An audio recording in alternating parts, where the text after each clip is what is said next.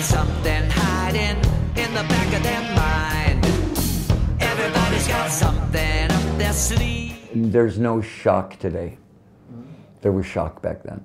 You could say that and it would shock everybody that you actually said, I want to be a genuine American girl. Now, we are shock-proof. There's no such thing as shock rock. Yeah, because CNN is more shocking than anything that Marilyn Manson or Alice Cooper or anybody could do. I'd get my head cut off back then, and it was shocking. People wouldn't let their kids come to the show because of the guillotine. Now I turn on CNN and there's a guy really getting his head cut off, which shocks me because it's real. So now shock is just part of the show. And it's not really shocking. Audience want to see it. They want to see the guillotine. They'd feel really cheated if they didn't get to see the guillotine. You know, it's just traditional now. And we do it really well. I mean, it really does look real. And, but to shock an audience, yeah, almost impossible. You know. The only thing that would be shocking if somebody died on stage. That would be shocking. You know, it's just showbiz now.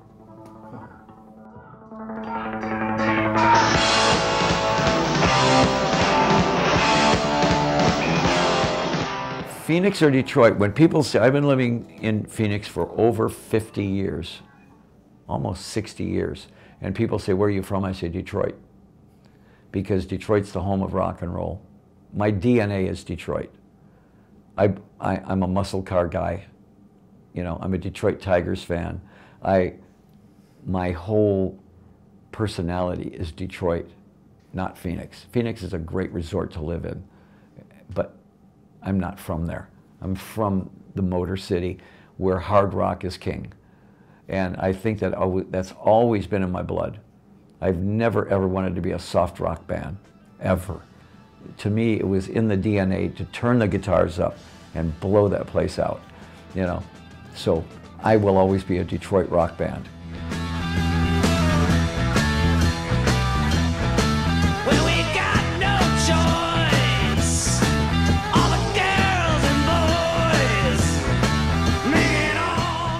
Hard rock is the only music that has withstood every kind of change in rock and roll.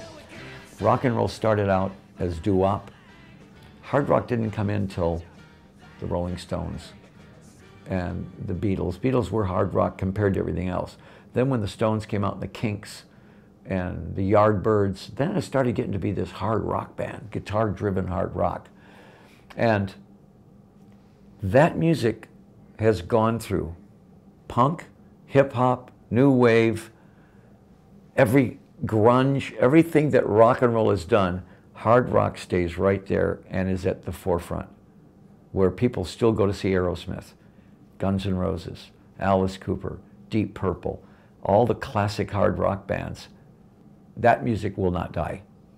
You listen to You Really Got Me by the Kinks, still works. Da-da, da-da, da-da-da-da. If I was a 17-year-old kid, I go, what's that? That's cool. Compared to what's going on now, I think rock right now is anemic.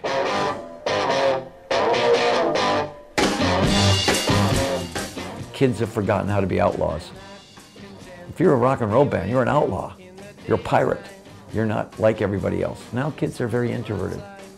They kind of, you know, they sing about what's sensitive to them. Who cares? I want to hear about your girlfriend. I don't care about your politics.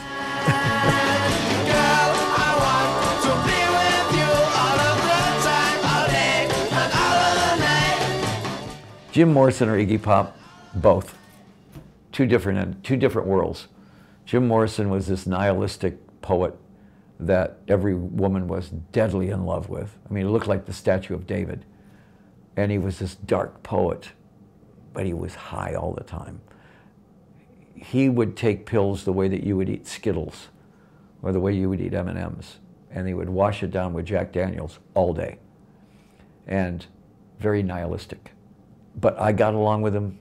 He'd get on stage and he was perfect. He'd get in the studio, he was perfect.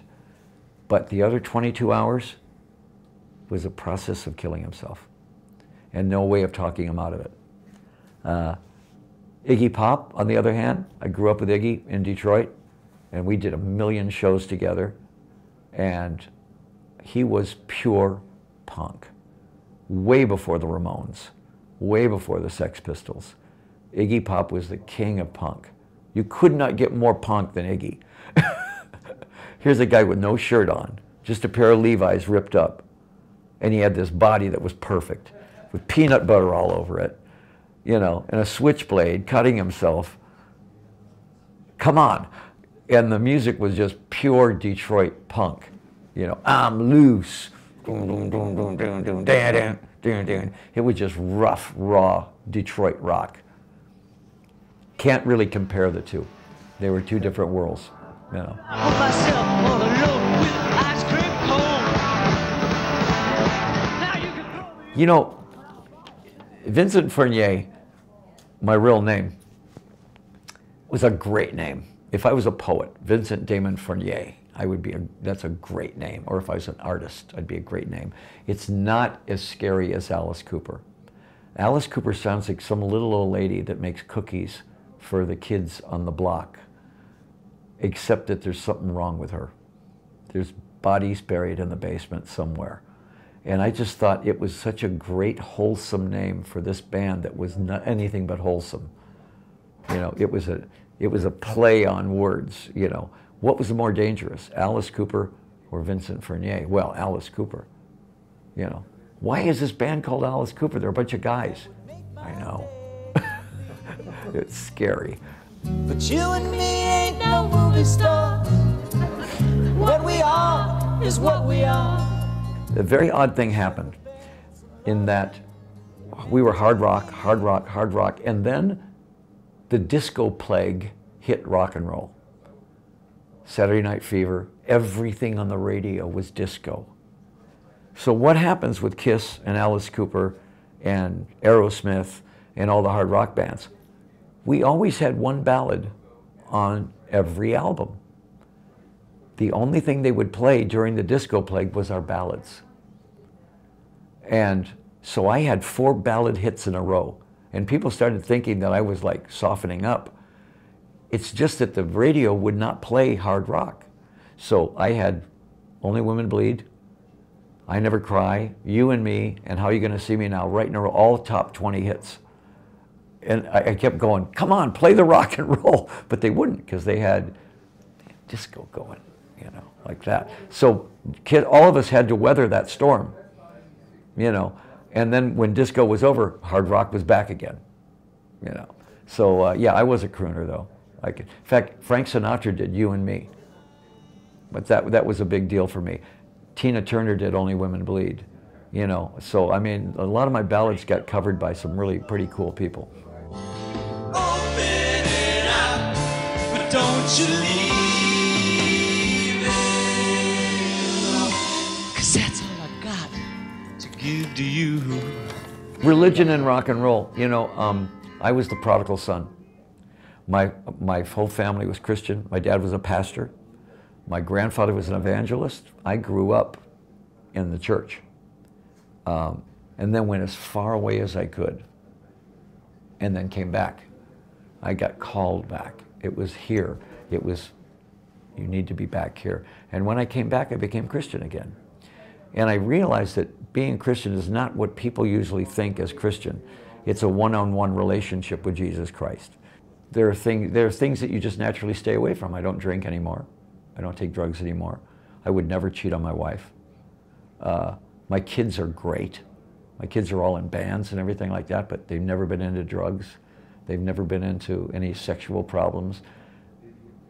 Now, do we go out on stage and act as crazy as possible? Yeah, because I think people think of Christians as all these right-wing, you know, anti-gay, anti-this, anti-this. We're not that.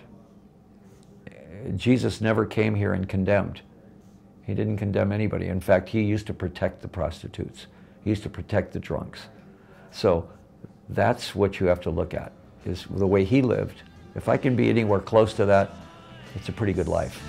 All the girls and boys. But I'll still slit your throat on stage.